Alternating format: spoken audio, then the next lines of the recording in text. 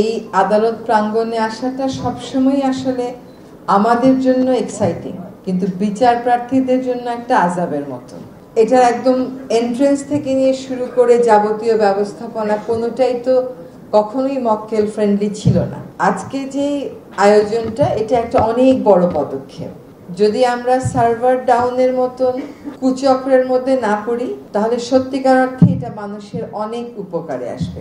আমি গতকাল রাতে 11:15টায় একজনের ফোন পেয়েছিলাম, তার স্বামী তাকে রেখে চলে গেছে, একটা বাচ্চা ভরণ পোষণ দিচ্ছে না, সে একটা বিয়েও করে ফেলেছে, এখন মেয়েটা একটা চাকরি মাত্র পেয়েছে, এখন তার ভরণ পোষণের মামলাটা সে করতে চায়, কিন্তু ওই যে বারবার আদালতে আসা যাওয়া করতে হবে, এই খরচটা সে কোথা থেকে জোগাবে, বাচ্চাকে কোথা থেকে রেখে আসবে, এই দুশ্চিন্তায় মামলাটা করবে কি করবে না সে চিন্তা করছে।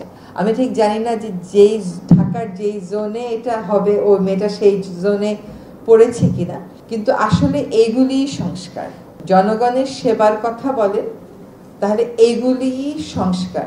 এই যে মক্কেলকে বারবার আনানো নেওয়া, এটা নিয়ে যে উকিলদের ব্যাপারেও কিন্তু মক্কেলদের মধ্যে একটা বিরূপ মনোভাব আছে। যেমন ধরেন ভূমি নিয়ে যার মামলা আছে, সে সবসময় মনে করে উকিল ইচ্ছা করেই তার মামলাটা দেরি করতেছে, উকিল ইচ্ছা করেই তার মামলাটা শুনানি করছে না, কিন্তু আসলে বাস্তবতা হচ্ছে উকিল তা করছে না, উকিলও করছে, বাট সিস্টেমটাই ওই রকম যে আপনি চাইলেই মানুষকে টাইমলি জাস্টিসটা ডেলিভার করতে পারেন না। আসলে আমাদের সমাজে আমরা বলি পরিবর্তন, কিন্তু একটা যে ন্যস্ত স্বার্থ গোষ্ঠী আছে তারা কোনো পরিবর্তন চায় না। ইটভাটা ভাঙতে গেলে বলে ইটভাটা ভেঙ্গো না, রাস্তায় ইট লাগবে, অথচ অবৈধ ইটভাটা না ভেঙেও তো কোনো উপায় নাই। তো এইরকম বাস্তবতার বৈরী একটা সমাজ যদি পরিবর্তন চায়ও, সমাজে কে যারা চালায় তারা তো আসলে পরিবর্তন তো অত সহজে চাচ্ছে না, পদে পদে বাধার সৃষ্টি হচ্ছে। সত্যি যদি এটাকে আমরা টিকিয়ে রাখতে পারি আর রেপ্লিকেট করতে পারি, ধরেন আগামী 2-3 বছরের মধ্যে রেপ্লিকেট করে ফেলতে পারি, এটা একটা আসলে বিপ্লব করে দেবে।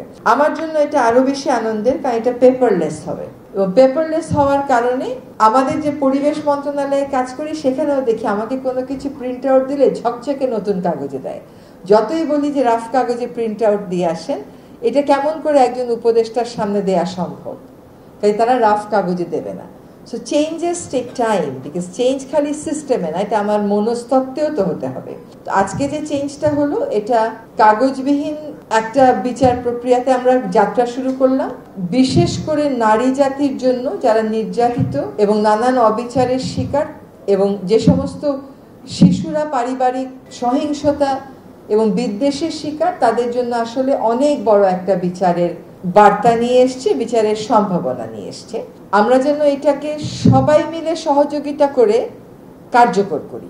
আইনজীবীরা যদি বলে যে আমরা এটা চালু করেই ছাড়বো এবং সার্ভার ডাউনটাউন এসব কথা শুনবো না, তাহলেই কিন্তু এটা সত্যি সত্যি সত্যি চালু হয়ে যাবে। এটা আইনজীবীদেরও ঝক্কি ঝামেলা অনেকটা কমে যাবে।